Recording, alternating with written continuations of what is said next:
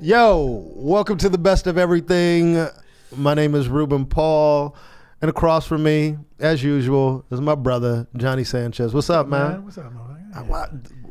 The fake handshake, dude. Like, it's fake? Yeah. No, I'm being honest. Dude, we talked even before we started recording. Like, we didn't just greet each other. Like, when I watch shows and people greet each other, it's like, I know you got to do it for the camera, but it's like, you know, you've been drinking and talking backstage, and then all of a sudden when the camera's on, we didn't actually greet a little while ago. You were just like, hey, what's up? And then you were busy talking because you were like, yo, man, I had a conversation today. And I went, oh, that's and true. We actually didn't really. All right, what's up, man? Now that's forced. No, why is that forced? And I stopped. You stopped? Like, you gonna leave me hanging? We should. I just thought about something. What? We should redo Twin Powers Activate. Remember All Twin right. Powers? Yeah. I'm throwing it out there. A Mexican dude, a black guy, Twin Powers Activate. The stuff we could turn into. Can you explain what Twin Powers Activate? Oh, for those of you who didn't, yeah. I don't know if they're in. Who didn't watch cartoons and the cartoons? There was Saturday morning. The Wonder Twins. Yeah, basically Wonder Twins. The Wonder Twins. Yeah, Wonder Twins. It was a brother and a sister, and they were Wonder twins. Twin Powers Activate. And they would hit hands. They go activate, and then one would go form of. And then she usually had the cool stuff like an eagle. She did animals, and he did water stuff. He was always a bucket of water. Yeah. And then she would carry him as the eagle. Yeah. And then the bucket. All you saw was the water and two eyes floating around. Chris, are we good, man? We're good. Chris just adjusted the camera, man. See what happens when we have the B team in here, man? No. I'm just messing with you, Chris. Chris is on the production team. He's fantastic, man. Anyway, you and I as a modern version of the Wonder Twins could be pretty funny. I don't know if we'll discuss that. I'll be like, form of what Cholo, and then I turn in, and then you're like, form of what's a popular Haitian thing? Haitian turn into Haitian rum. You know, there's a what's the Haitian rum?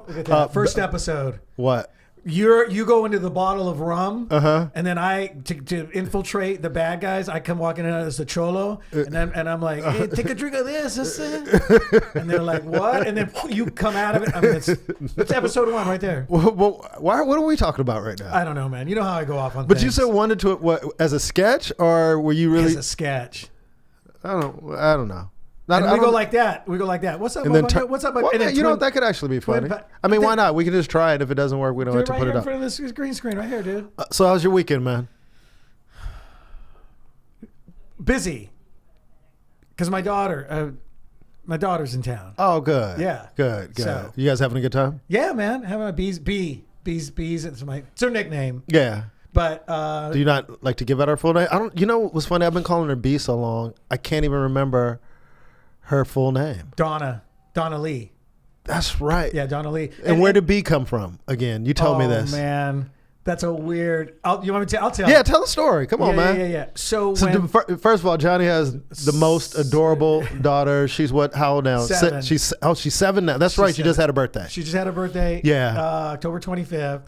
And I've been calling her B her whole life. That I forgot her name was Donna Lee because I just. B. I'm like, what is B short for? Barbara? Bridget? That's what everybody would go. Belinda? But you know what's so funny? People would go. She'd go. Babita? Hi. She'd go. Hi, I'm B. And they'd go. Your name is B. So and then people would turn to me or Jennifer at the time and say, is it Beatrice or is it? They're trying to. And then we'd go, no, it's Donna Lee. And they go, okay, so interesting. B. So what happened was when Jennifer was pregnant, we decided her family does this a lot where they don't find out the gender. So no gender reveal party, any of that stuff that, there's a lot of people who feel like that though. They kind of wanted to be a surprise. I was into that completely. I was real happy that Jennifer wanted to do that. Okay, you wanted to be surprised. Yes, man, because I feel like that's what everybody experienced Yeah. up until about 20 years ago. It was like, Interesting. think about that. Yeah. People back in the day were wondering, everybody's guessing Yeah. the stomach, the shape, and you find out right then and there. Yeah. So that would have to be another sense of joy. You know, or just like, Dude, whoa, I like, know, look what we man. did. Like, Yeah. What? You Yeah. know, so she was pregnant. Her mom would call, and her mom would say, she just started calling the baby because we didn't know what it was, so there's no name. Mm-hmm. Her mom would be like, she's from the South, so moms would be like, how's my little Peanut doing? Right? Yeah. So she kept calling the baby Peanut. Yeah. And one day I said to Jennifer, it's really not a peanut in there because peanuts are white. I said, Johnny. so it's half peanut and half bean. So your mom should be saying beanut. How's my little beanut? So I explained this to her You mom. and your puns, dude. But hey, pretty good. And ended up getting a name out of it. And then Poor girl. I can't wait to have this conversation with her. She's like 17. So you know what your dad did? Do you really know how ridiculous your father is? But here's where the switch went. Yeah. So then her mom did her mom start calling her Beanut? Absolutely. She thought it was hilarious. She loved it. Her mom goes, well, that's a good point, Johnny Dollar. It feels a little racist, doesn't it? Well, just like a white peanut and the brown bean. Yeah, I guess somebody could look. Somebody, I'm sure, will say that. Yeah. Like, how dare you guys? But so her mom would call, and her mom, how's little Beanut doing? Right? Yeah. Then she's born. Yeah. And then we thought about it. We were like, well, we can't call our daughter Beanut. Yeah, it's if a it was nickname. a boy, it might have been all right. Yeah, but yeah. But the girl. Yeah. So I said, why don't we just cut the nut off? And we call her B. And then we started getting bumblebees and things, and it just stuck. Now, here's an interesting question. I just thought about it right now. Does she know her name is Donna Lee? Yes. Yeah. So if somebody asks her name, she's 7 now. If somebody goes, hey, what's your name? Is she going to say Donna Lee or is she going to say B? Now it's funny. She made this little switch recently, like this, I think this year, first grade. She started telling people her name is Donna. She used to say Donna Lee before, like, and they're like, "Oh, B's your name," and she'd go, "Oh, my real name's Donna Lee, but I go by B." And now that she's in first grade, she's been telling people just Donna. Like, my name is Donna. Yeah. So she's already starting to inch away from it. So if I saw her, hopefully I'll see her, while she's in town. Yeah, absolutely, dude. So if I say, "Hey, Donna," she'd just respond to it normally. Totally. Oh, okay. And and if somebody says B, she responds to B. Okay. But it all that's because cool. everybody just, like I said, my dad went to school in the 50s with a woman named Beatrice, and he goes, "Oh, I remember we called her B." And get this, dude, he saw her at his like 40th or 50th class reunion, and she had Beatrice written. And he's like, "Oh, I didn't know your name was Beatrice." She goes, "Johnny, what are you talking about?" He goes, "You were B all through high school." And he never knew her name was Beatrice. But B's nickname is going to be weird to explain to her, so I have to explain that. I'm known for giving people nicknames because that's you just. and I are similar. That way. I always give people nicknames. Yeah. I like but that too. I didn't really have an. Did you have a nickname? Like growing up, did anybody ever obviously I've given you nicknames over the years. The only nickname I had as a kid growing up was an uncle of mine. My dad's brother would call me Johnny J. But that was because he kept forgetting that I was the third, and he was thinking Johnny Jr. Oh, and okay. so he would always call me Johnny J. Yeah. when he'd see me. So that really, but other than that, my mom called me.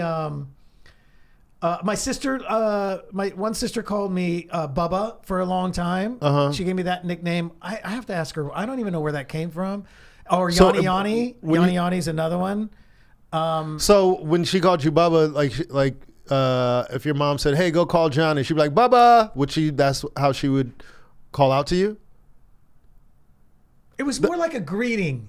Oh, hey, like Bubba. she'd be like, "Hey, Bubba." Yeah. Yeah. Right. Okay. All right. But That can constitute a And my mom nickname. would call me Chongo when I was really young, which is monkey in Spanish.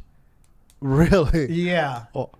My mom did not want to have another child after I was not. She took little things. Remember, I told you she used to tell me I was adopted when I was like in kindergarten. Hilarious. Yeah. Well, I was the. Oh, she's gonna get. Oh, shit. I was the mistake in my family. Get mad I said that, but anyway. Yeah, but I was the mistake in my family. Like I wasn't expected at all. There's a big gap. There's a big gap. It's 5 years for me. It's like 10. You said 10 and 11. Yeah. Yeah. So I came out of nowhere.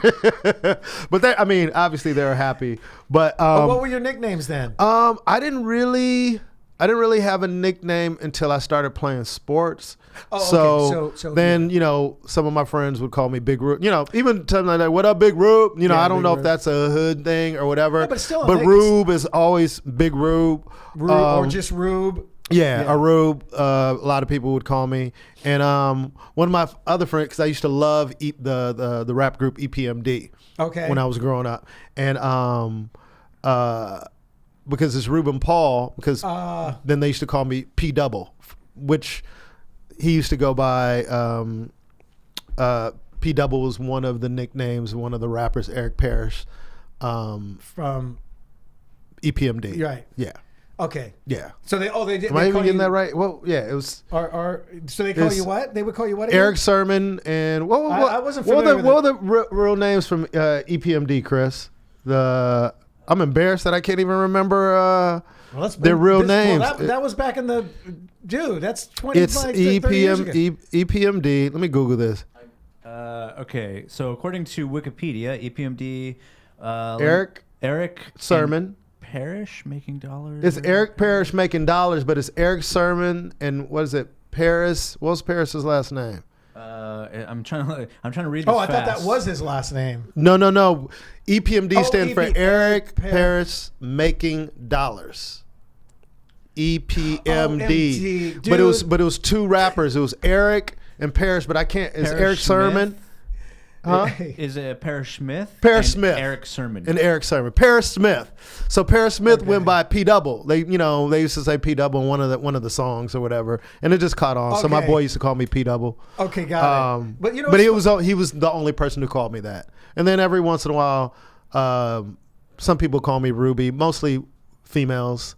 Like, hey, Ruby. Isn't that funny? That's what Ashley first called you when she met you. Ruby? Yeah. Ruby. And that's kind of where Ruby Tuesdays came from. Right. Because so many people, mostly females would call me Ruby. Hey, Ruby. What are you doing, Ruby? Hey, Rube. You know what I mean? So. You know what's fun? Can I just say something about the EMPD? Yeah, EPMD. Like you got me saying EMD. So EPMD. You're like, making Eric Paris making dollars right? was the name of the group. And I'm like, that's incorrect. It should be an S at the end. You know what I was picturing? Guess what I was picturing? What? The money sign.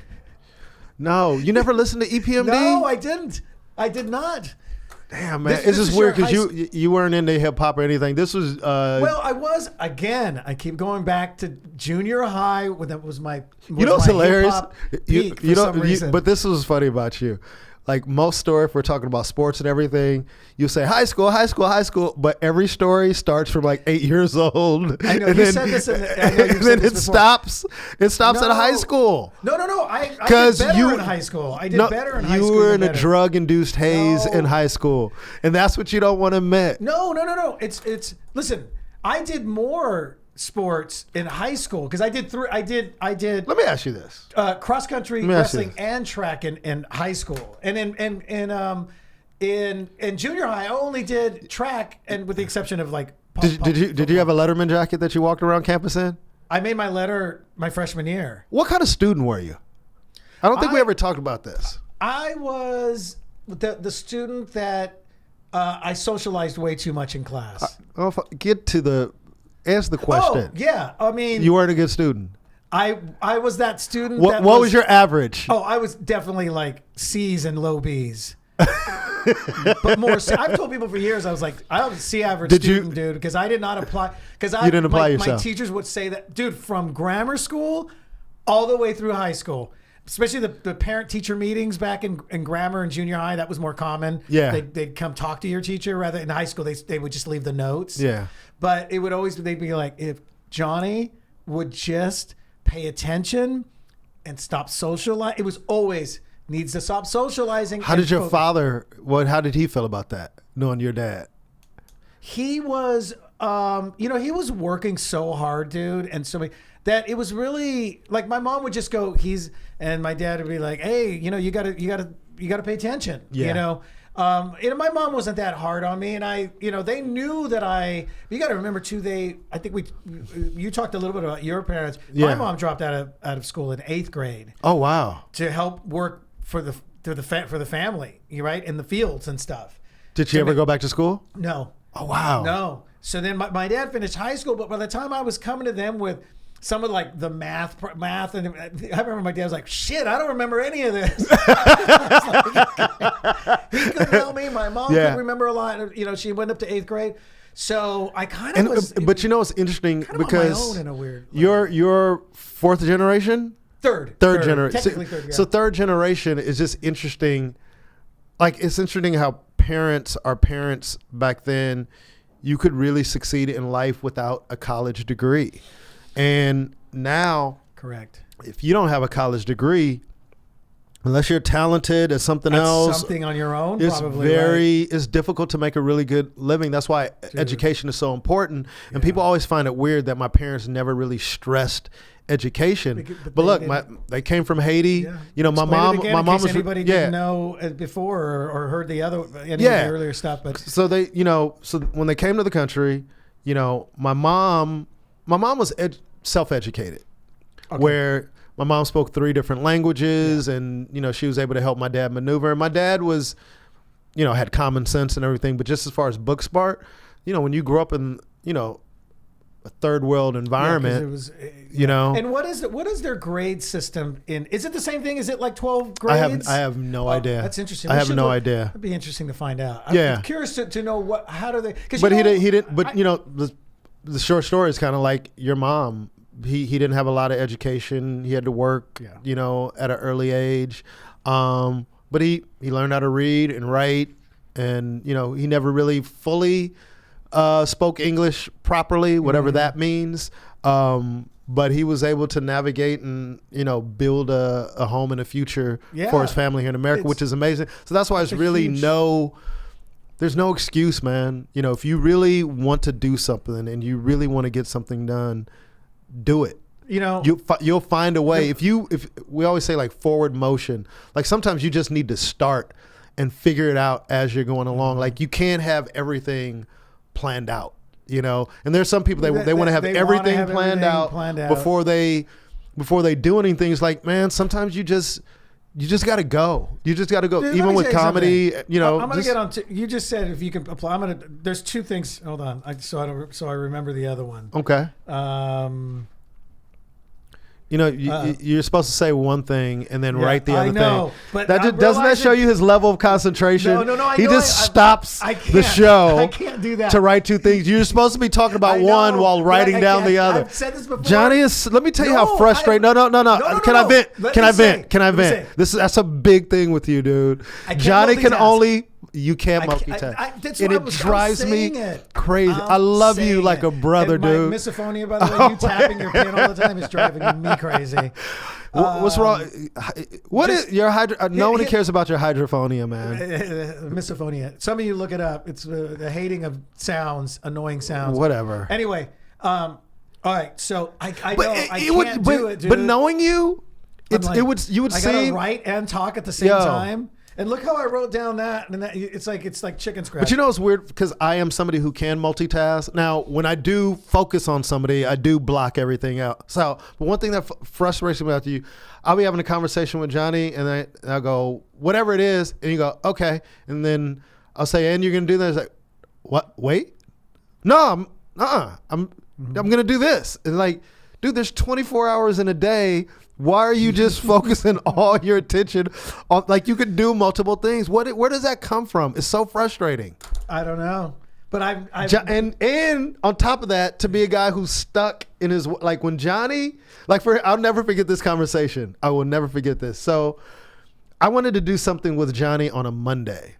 And this is when Johnny was working on the road. And he goes, And I go, what? And he goes, I don't do anything on Mondays. That's my Sunday. And I go, yeah, Johnny, but we have things to do. And he goes, no, dude, like, sometimes I come in the morning and then, you know, I've been traveling all day. I go, yeah, I understand. But Johnny, like, this is important. And then you go, all right. But it's like, Johnny, sometimes you got to break the pattern for important things, but you're very stubborn with that shit. Now, that was when I was doing the road more.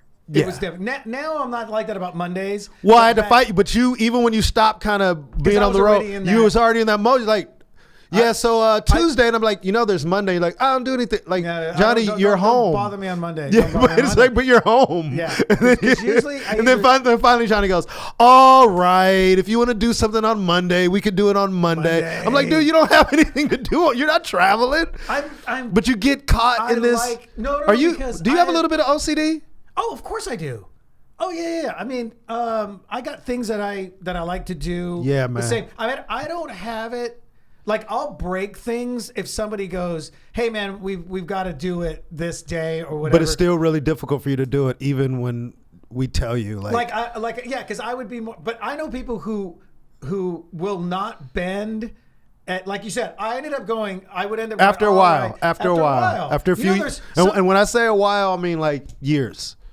Oh, well, that was also because there was a little bit of that I was stuck in that road mindset of coming in on Sunday. Because on Sundays, I know.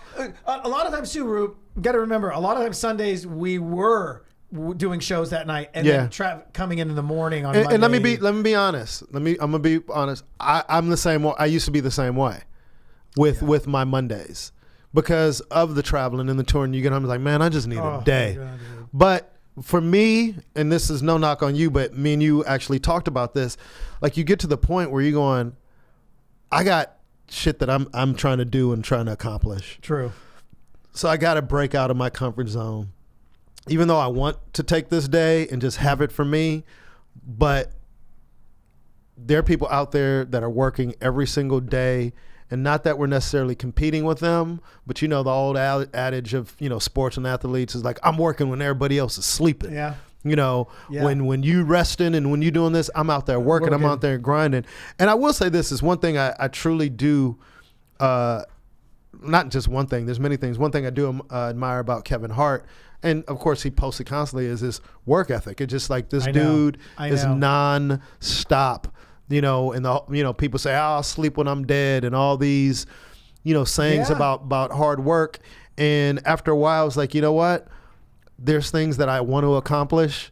So let me break this. Let me break this pattern. And if I can rest on a Sunday, absolutely. If I feel like I deserve to take this day off, I will, but I'm not going to box myself in and just only live a life of 6 days a week. That's kind of was my mentality. You know, I also get concerned sometimes with workaholics because some people are too addicted to the work that I sometimes sit back and go, live your life, man. Like, are you going to take a vacation? Can you take a vacation when you're on vacation? Mm-hmm. So if you go with your family, are you going to put that phone in your pocket or leave it in the room? Mm-hmm. Or are you going to just be on at a beautiful place working while you're there? For me, dude, this life is so short, dude. We know this. How quick does this life go by already?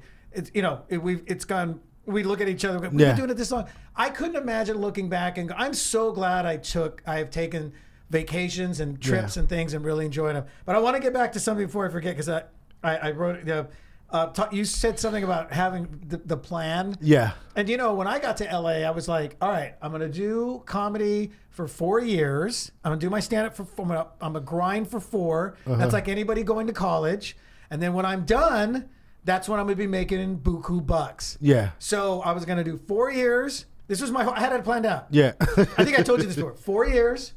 On my beginning of my 5th year, I get cast on SNL. Okay. Uh-huh. I do 5 seasons on SNL because that was your plan. Yeah. This is the plan I had. Yeah. So for anybody out there who has their plan when they get to LA, this was my plan. 4 years, I get on SNL. I do just 5 seasons. They're not going to talk me into anymore. I'll do the contract for 5. Uh-huh. That's my 9th, and then I begin my start of my movie, that I'm starring in. Yeah, my you're- lead movie, I start shooting on my 9th year. Yeah. And on my 10th year anniversary, the movie comes out in theaters. Ah. That was my whole plan. And I ended up getting on Mad TV after 15 years of stand-up. Well, let me ask you this. So, And Go ahead. okay. Go ahead. And one other thing on the work ethic, Yes. because when you're like, when you make a great point, like just we should be doing something. Yeah. And I was sitting watching. There was a news segment on this Latino artist. I think his last name is Espinoza. I might have to look it up, but I'm pretty sure it's Espinoza. He got shot, and he's quadriplegic. yeah. And his artwork, he paints he puts the brush in his mouth, and he paints with his mouth. And you should see the paintings this guy. I've heard of this artist. Yeah. I've heard of this Matter of artist. fact, Yeah. I think I saw one painting of George Lopez. I'm really? pretty sure with the hat and the goatee. And I was like, George has got to know who he is. But I'm sitting back watching TV, going, What did you see him on? Is this a documentary no, or it is was this like it was like a news segment, like Okay. INLA or something Yeah. like that, or Vista LA or something. And dude, when I saw that, I went, this dude spends 8 hours painting with his mouth? with his mouth every day as I'm sitting there eating cheese puffs. Yeah, exactly. Well, this kind of leads into what I want to talk Okay. about make what that is point. what is success.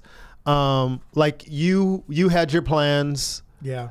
all mapped out, what you're gonna do, et cetera, and I'm just gonna ask you a quick. Do you consider yourself successful? No. You don't. No. Isn't that interesting?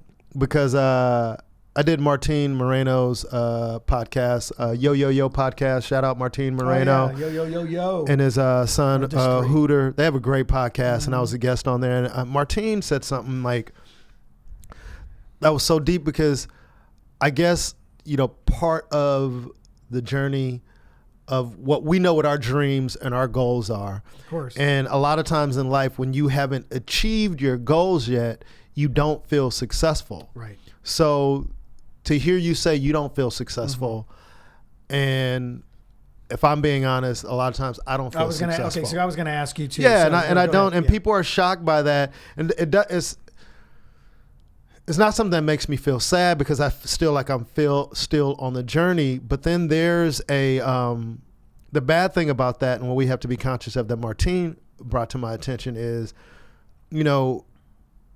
it's all perspective. There's some people who would kill to be in your position. Correct. Or in my position, and we take it from granted.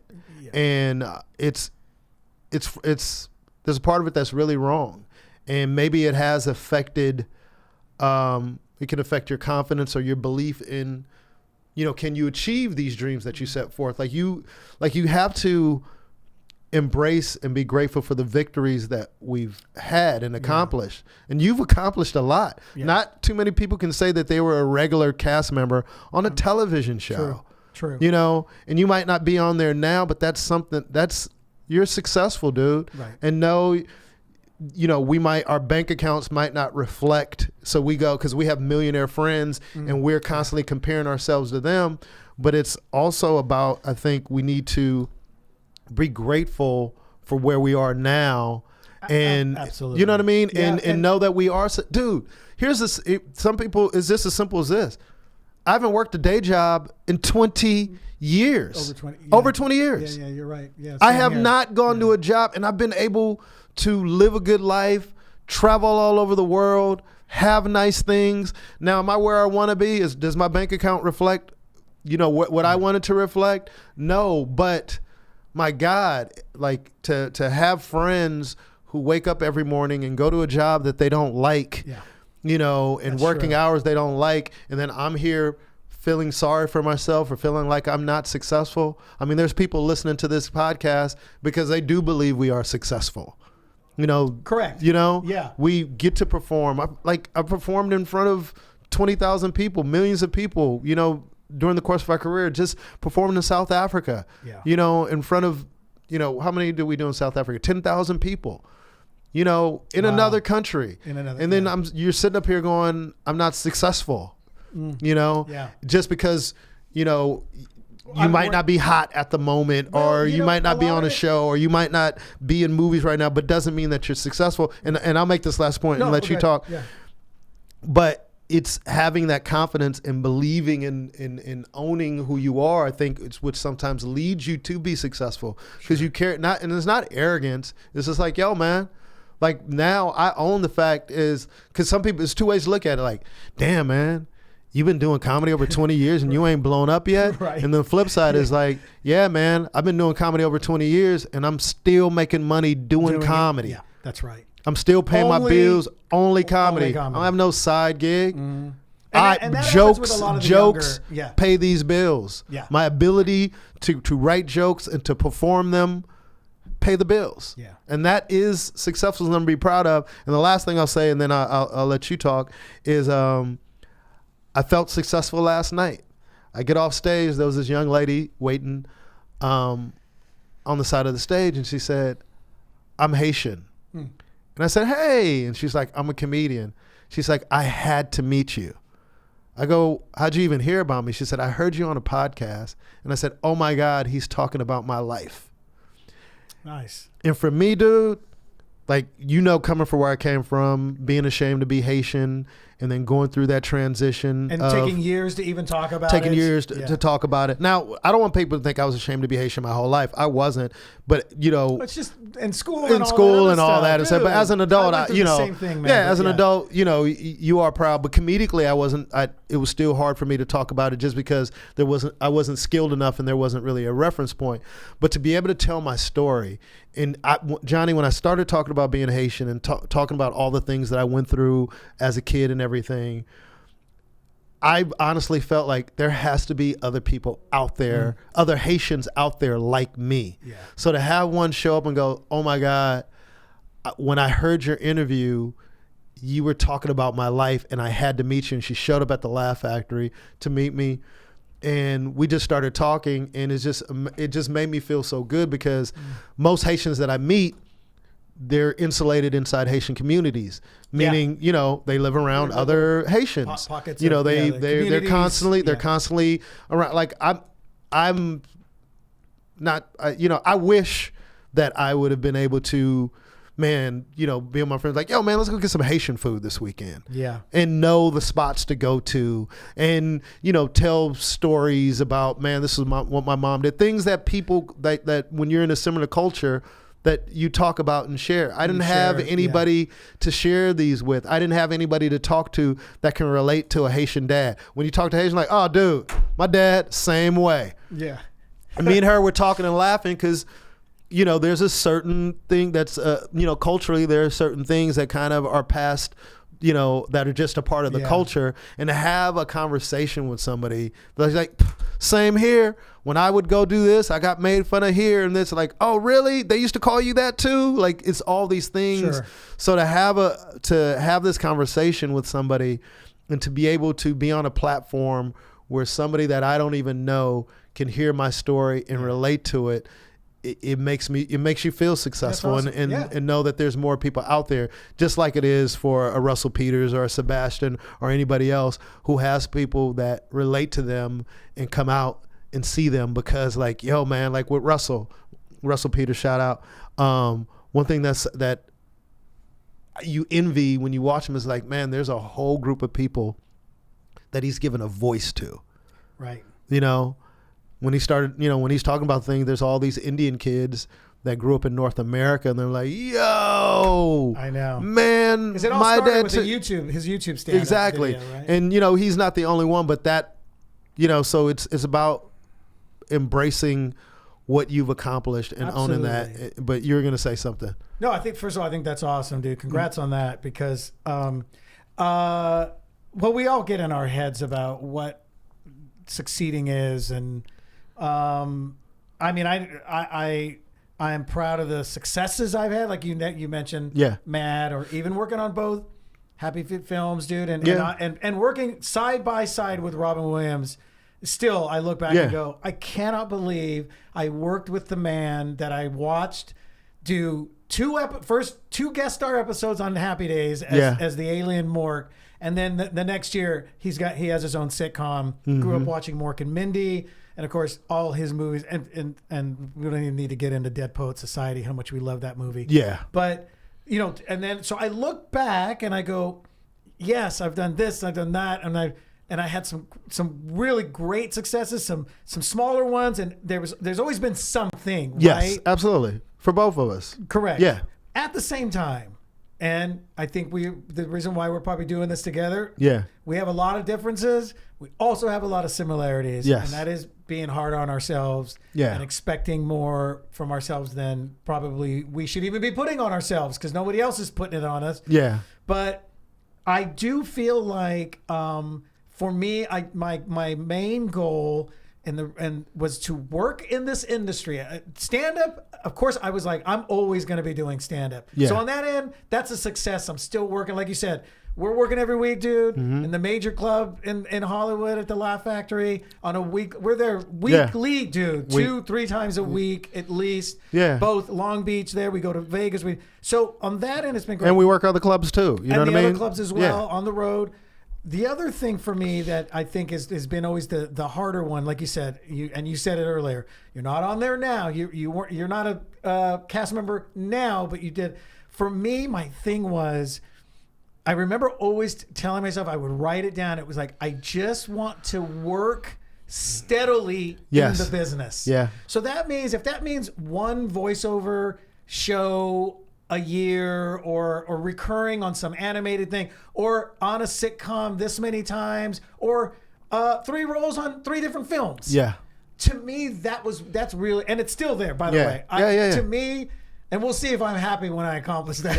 But complaining about something. But I think my point is, Johnny, you got to be happy about it now to get to those other things. Is what I'm believing. You know. Yes, I hear you. And then, and also it's also myself telling myself and pushing myself. I know I can get back to that working a little steadily, but then the success, almost the same thing. This happened to me about 3 months ago.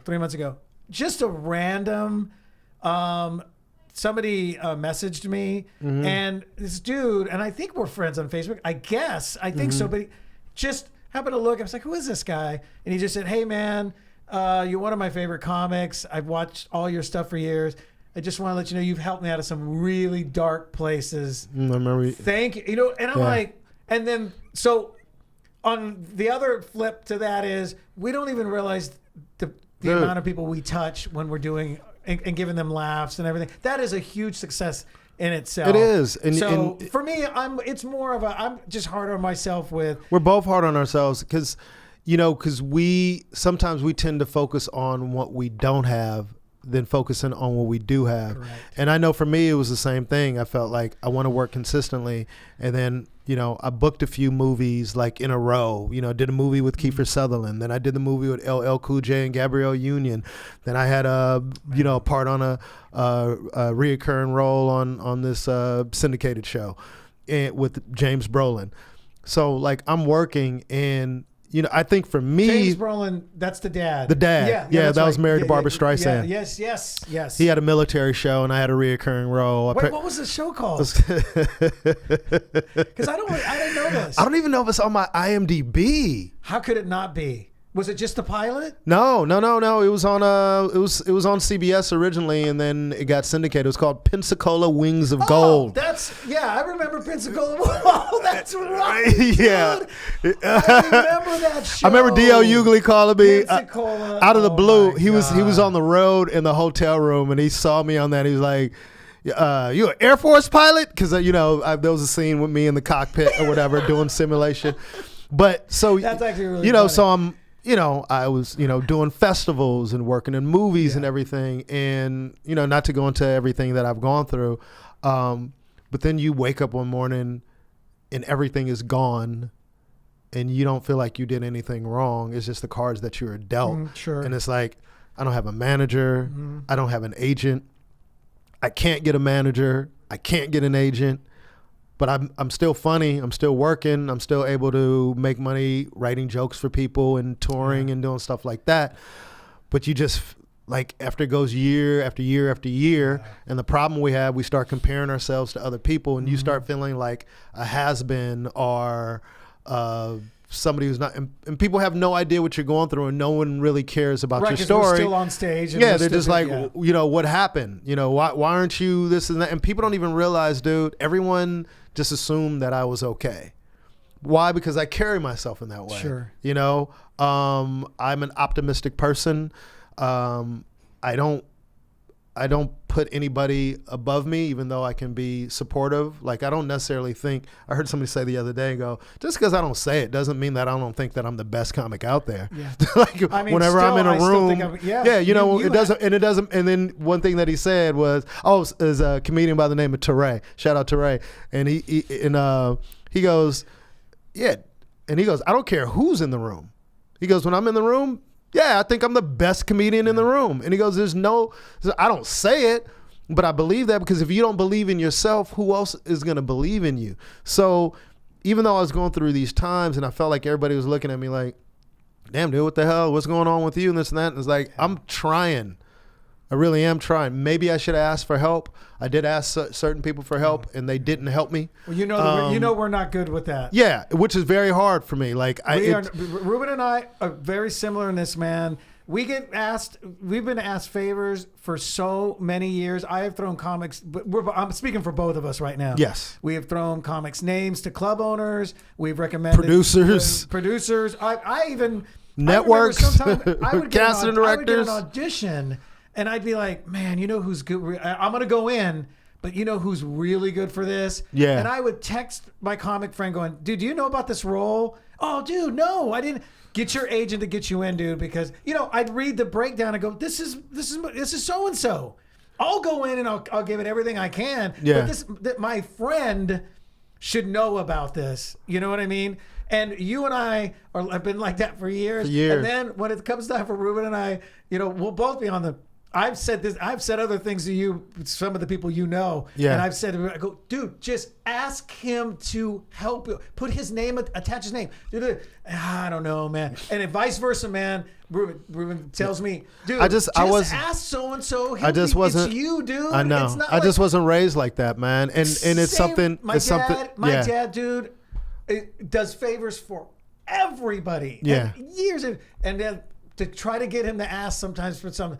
It's hard. It's hard. That's just taught to us, dude. It's instilled in the type of father. Like you guys have heard, my father came to this country, so there's no excuses, and he felt like he could do it on his own, and there's a part of that was passed down to me. So I never wanted to be dependent on any man, and I never will be dependent. Now, but one thing that we all have to be honest about, no matter who you are, everybody needs help.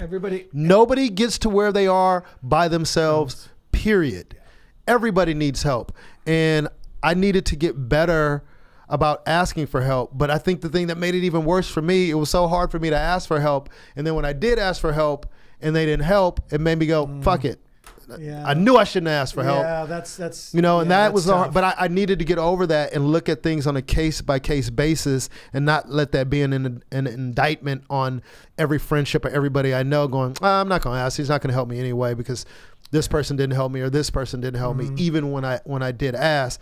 But getting back to the whole thing of just, appreciating what you did accomplish, because that leads you to the next thing. And I know, did I go through a period of feeling sorry for myself? Of course I did. Yeah. Because you're kind of wondering when your friends go, hey man, somebody would call, you'd call, hey man, have your agent get you in for this. Like, I don't have an agent. What?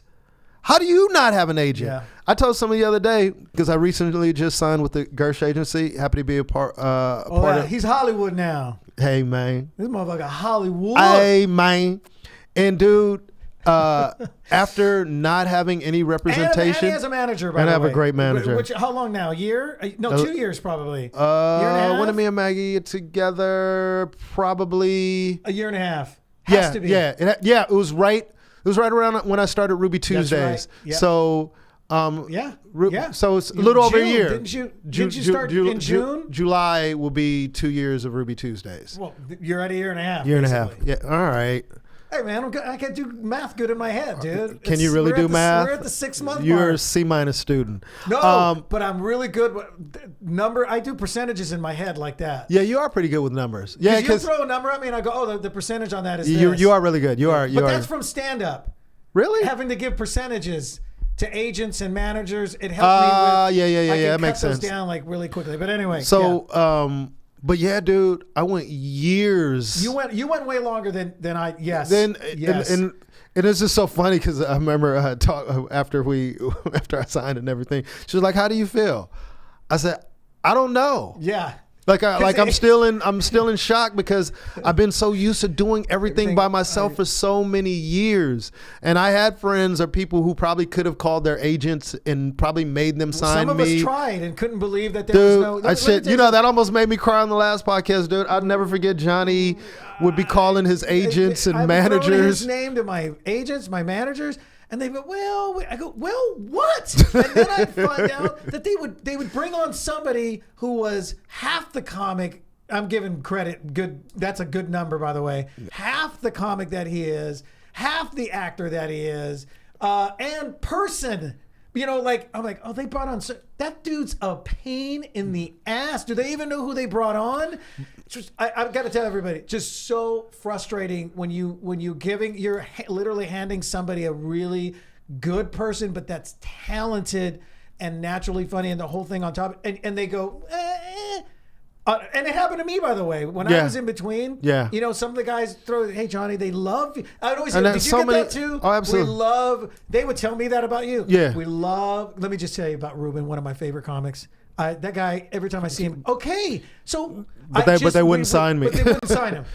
And let me reps out there. If somebody brings somebody to you, why don't you just do a hip pocket or something? Like at least take a chance, 3-month chance. And I was hip pocketed when I got. By the way, just so everybody knows this, I'm sorry. Go ahead. No, go ahead, John. Just so everybody knows this, I wasn't even repped when I got cast on Mad TV. I was being hip pocketed by an agent that I had been with before at ICM, and then he was over at APA. Okay, I was not. They didn't want to bring me on. Yeah. So Bobby Lee calls me. Hey man, they're looking for a Latino dude for Mad. I think you should do it. Okay, but I call the agent that is basically my agent, but not really. Because the rest of the agency didn't know he was really submitting me. Yeah. I go in, I book it off of not really having a rep. And then, of course, they call me in for a meeting the following week. Yeah. Hey, welcome to our agents. Of course. Yeah. Right? So it can happen without, by the way, or some. But that my point if there's anybody involved with reps or whatever, hip pocketing, it's not going to hurt. It costs you nothing to do that. And you can reap great rewards. So imagine me sitting at home, guys like you, Maz Jobrani. Shout out to Maz. We love Maz. Love Maz. I mean, just guys who are just like, dude, you don't have an agent. You don't have a manager. Let me call this person. And then when somebody like you who's on a series, somebody like Maz who's doing big things, and then they call their representation and they pass, what do you think that makes me feel like at home? Correct. I'm like, am I that awful? Right. Am I that terrible where they don't even want to take a chance? When we're in a position of bringing people on, that when somebody's on a TV show, it's usually when it's easier to bring somebody into an agency or a management because you're like, hey man, I'm making you money. I'm a cast member on this show. Mm-hmm. This is my boy. And you hear about it all the time. Yeah. They do it when they have the power. Yes. That's when you want to throw people's names around. And it's mind-blowing. So I could exactly. So you're like, whoa. So wait, now, what? so you got to understand where I am. So I don't have an agent. I don't have a manager. I'm still trying to keep my confidence and work and do things like that. But yet everybody's telling me no. So I still got to show up to the clubs and be funny. I still got to go out and make a living.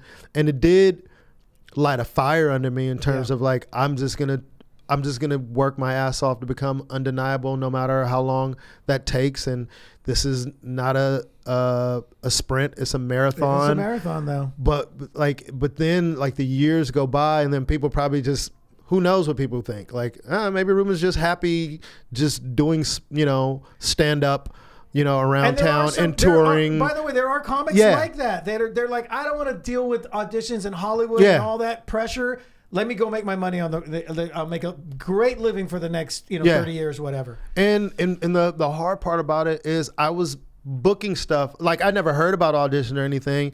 And I remember, I'll never forget this. I did a gig at Westwood Brew Co. Oh yeah, the breast. Remember that little? Yeah. A lot of comics remember Westwood Yeah. Brew Co. And I want to give the person And that's the short for brewing company. Yeah, brewing company. In case And- people that aren't in LA. And I just remember somebody calling me and going, "Hey, there's this new hidden camera show. They're going to be looking at comics. The producers are going to be there, and I think you should go in." And I went, did a set, and I remember there are only, and here's a shout out to the comics. It doesn't matter how many people are in the audience. There are probably only 12 people in the audience. Yeah. And they brought me in. And I ended up booking it. It was a show called, what was that show again? It's called Socially Offensive Behavior. And D.O. Hughley was the host and the star of it. S.O.B. Yeah. It's called S.O.B. Yeah. And I remember That's I remember right. booking that, and I'm like, I'm back. Yeah, man. But I think the show, it was BET. The show only went like 6 episodes or whatever, and it could have been better, but everybody on the cast was represented. 3 Arts was the the production company with whoever they're a part of it, because DL is a 3 Arts client and they had other 3 Arts clients on the show. So it was a legit production and all the stuff, and got paid decently to do it. But then when the show goes, I couldn't even get representation off of that. And it's like, okay.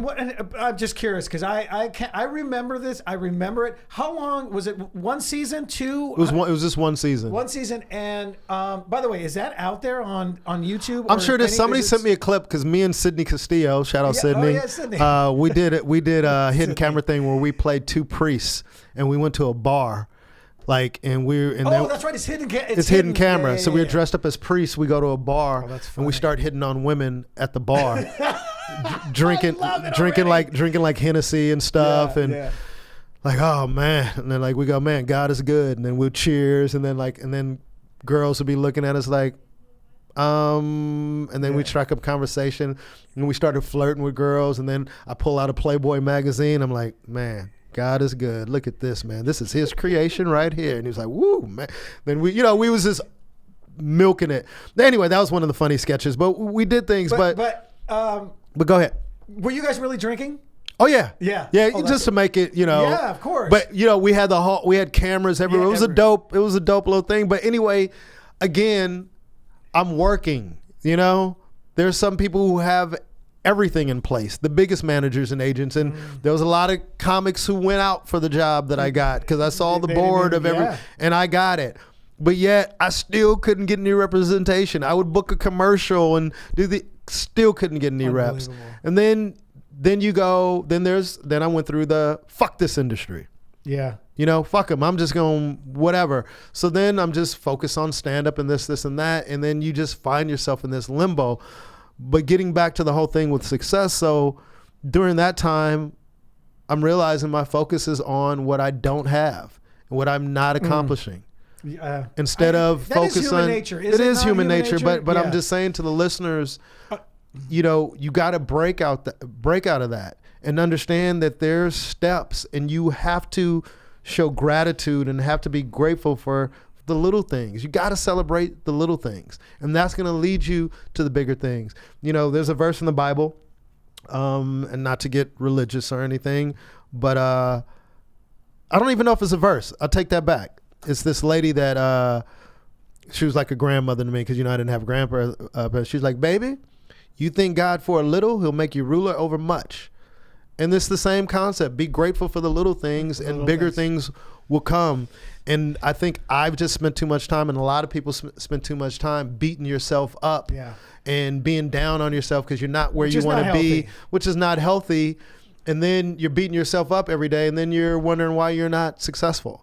So because your mindset is on the negative instead of the positive. Instead of going, you know what? Instead of success. Exactly. Why are we focusing on the failures instead of the success? Let's cut that shit out and focus on the success. And when you do, I truly believe more success will come. So now I embrace everything. You know, I'm a good comedian. Absolutely. Do I want to be better? Absolutely. Am I still growing? Absolutely. But I'm good at what I do. And the reason why I know I'm good at what I do because my peers validate it. When they call me and go, hey, they want to run a joke by me and they ask me my opinion, and I'm not going to put any names out, but these are some of the best comics working today. I heard one of the biggest comics working in comedy steal one of my jokes and admitted he stole one of my jokes. So I'm doing something right, but we're always focusing on lack. So if you're working a day job and you want to do something else, you know, be grateful that you're able to pay your bills, but put a plan in motion to get to where you want to be. Or if you are in your required field or the field you want to be in, but you're not where you want to be in there, and be grateful that you're in the field, and then continue to do the work and be grateful for every step along the way. And I just think it's a lesson, man, to you know, you've done a lot, dude. Because I sit up here and to honestly ask you that question, because I don't think I've ever, as long as we've been friends, that's not a conversation with friends that are like, hey, man, you feel successful? Do you feel like a success? Like, hell nah. Shit, all the successful people I know drive Bentleys and live in mansions, or, you know. Yeah, but and then here's an interesting question, though, for people who, let's say, I mean, because we also know peers that are financially, they're successful, but they are not in the limelight on a regular basis. They're not household names. Yeah, they've made a great living at either stand-up, some other things where their face, no one knows their face or their names really. No, but they know their face, might not know their names, is what you're saying? Or vice versa. Okay. Either way. So some of them work in areas where, you know what I mean? They behind do the stuff scenes. behind the scenes. Sometimes, you know, other things where people go, oh, I didn't know that was so-and-so who was on that or whatever. And I know for a fact some of these people have literally, I've heard some say, you know, damn it, I just want to be, you know, everybody to know me. Yeah. I want everybody to know me. I want to be able to walk out through an airport and TMZ be there and ask me a few questions. So, and yet they are financially set for life. For the rest of their life, and their kids are probably going to be fine too. And isn't it weird that they don't feel successful? And then they don't feel successful, and I go, oh my. So for some people, it is the fame specifically. It is that being famous. Yeah, you know what I'm saying? And it's perspective, and it's readjusting the way that you think. So even if you're not where you want to be, you should take the time to start from gratitude. You know, that's something that I implemented. And Johnny, I'm a testimony of the minute I really changed my mindset about caring what people thought about me, putting unnecessary pressure on myself and me feeling like I haven't done anything. Like, you can't take away what I've done.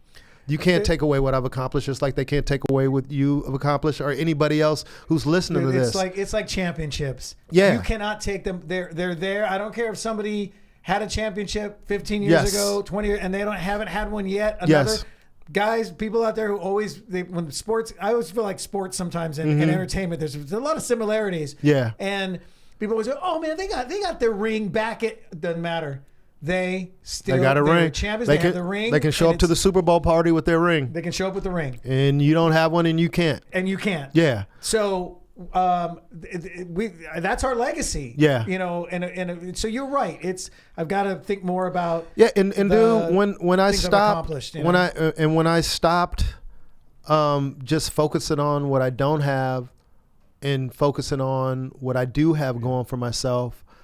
That's when I started noticing a shift and things started happening, and, you know, created Ruby Tuesdays, and, you know, went to Montreal and did Tiffany's gala. With Tiffany Haddish on worked with Tiffany and did her gala. And did the show with her. Yeah. And the gala. Yeah. That's the big show, by the way, if you can catch that. But the gala, obviously, the big one. Tiffany Haddish hosting, Ruben helping her with her monologue, and also was on the show with her, and then did how many other shows in Montreal? And did other shows and got a write-up. You know, got a write up in the Montreal newspaper. He was not on the other shows. Yes, it's just everybody saw him, his friends, people that he knows, and he's kept a good relationship with. Hey, Rube, you got to come do my. And even one of the comics we know, Manny, we love Manny. Maldonado, shout out to Manny. We love Manny. But Manny, Manny was there. You got to do Manny. Manny was there. Hey, ¿qué pasó, dude? Because he saw how many shows Ruben was on. What did he say? ¿Qué pasó? That's his little phrase that he loves doing. But because he even noticed, he's like, yeah, man, everybody knows Ruben, and like, damn, dude, you know, it was a great compliment, and good for Manny, man. He ended up getting some reps out of Montreal doing the show with the Kevin Hart one, which you did with as well, right? Didn't you do? I didn't do the Kevin show, but but again, I run. But Kevin jumped out of his car going, Ruben Paul. Is that Ruben? I mean, you don't understand how many people know this guy, man. So it's and it's you know, that's a success in itself. It is a success when you have. Let me tell you something. You know, I'm grateful to have the respect of my peers, and I'm happy for their success. Like I'm literally extremely happy for any of my friends who achieved success. And I've seen a lot of people become millionaires who were my friends or who still are my friends. We might not talk every day, but I've, you know, spent time with Chris Tucker before he did Fridays and used to drive him around. You know, I've spent a lot of time with Kevin Hart playing Madden football when he used to come to my spot, me, him, Rodney Perry, and, you know, used to play Madden all the time. And then to see the success he's achieved and, you know, opening up for George Lopez, my early years. Even though George was successful, he probably didn't even think he was successful at the time, and he was selling out clubs. That's you know, he probably thought he wanted to be on television, you know, and but seeing his rise, being able to see him become who he is now, knowing even when I saw him then, I knew he was destined to become who he is. And, you know, I've been around greatness, and I feel like I'm great. Just the world hasn't seen it yet. Right. But I'm embracing I'm really focusing on embracing all the little victories, and it's leading me to bigger and better opportunities, even being in the game this long. So the message to you and to everybody else is, you know, your success, you might not be where you want to be, but there's other people who'd want to be in your position. And I know that's cliche, but it is true. So embrace your accomplishments. Be proud of that, you know, and continue the work to get you to your goals that you're trying to accomplish. Which is working on Monday. Which is working on Monday, man. Quit taking fucking Mondays off, dude. No, we didn't even get on that note though. Like I switched from Monday at one point, and then I moved it to Sunday. I was like, I won't do any sets. Remember, I was like, I don't do any shows on Sundays, man. That's my one day. I'm gonna go do my thing. I'll go to church. That's my day to it's Johnny Day, Sunday. And now I got rid of that, and I'm doing shows on Sundays, which is great. And then like you'll start to see, like, if you're moving in forward motion, if you're thinking. When we started it, by the way, when we started this podcast, and you were like Wednesday, I'm like, that's my new no do anything day.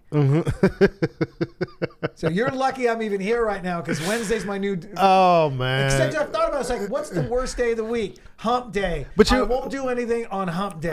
And now we're doing a podcast. I'm just kidding. But I think ultimately it's, you know, like you said, you still got to live life. You still got to have balance, and you know it is. But you'll find that balance. But I think again, it all goes back to calling yourself a success. Well, you can do this better than me because you're an even bigger SNL fan than I was. What's the guy who used to look into the mirror and he goes, I'm smart. Smarter, I'm better, and damn it, I like me. Yeah. That was Al Franken.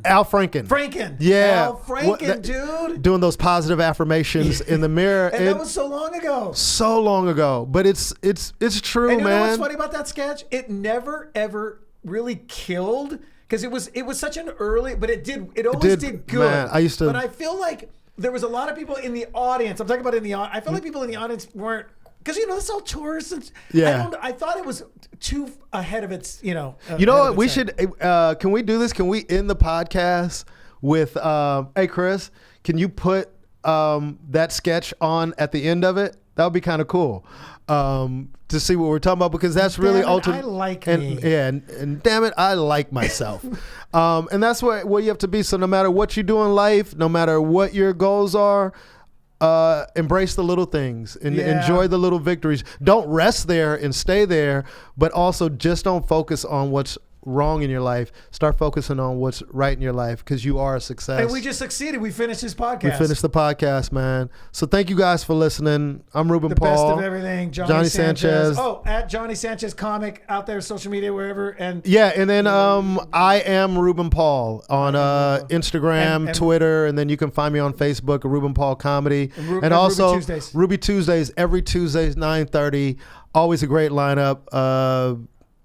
Last show was crazy, so I'm excited about the show. I'm excited about the comics who've done the show, who continue to do the show, and I'm excited about the comics who have contacted me that are coming back to do the show and going to be the show. So I got a lot of big names coming in the new year, but aside from the big names, it really isn't about the big names. They do pop in. It's a great show, and I'm so proud to be a part of the show, and I'm so grateful to the comics who have come on the show and performed and lend their gifts to make Ruby Tuesday successful. Yeah. Correct. Thank you, guys.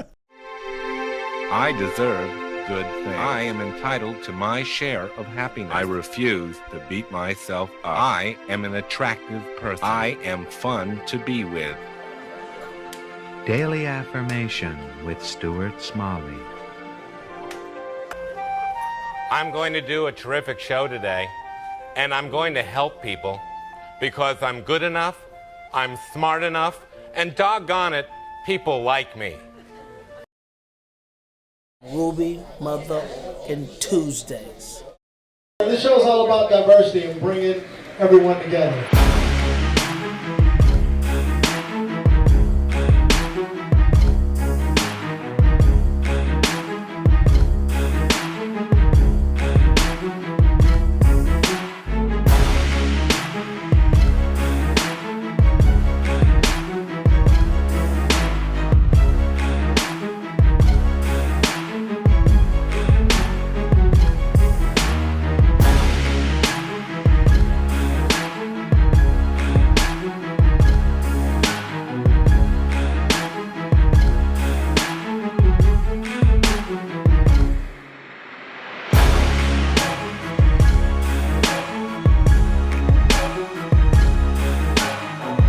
You never know who you're going to see at Ruby Tuesdays.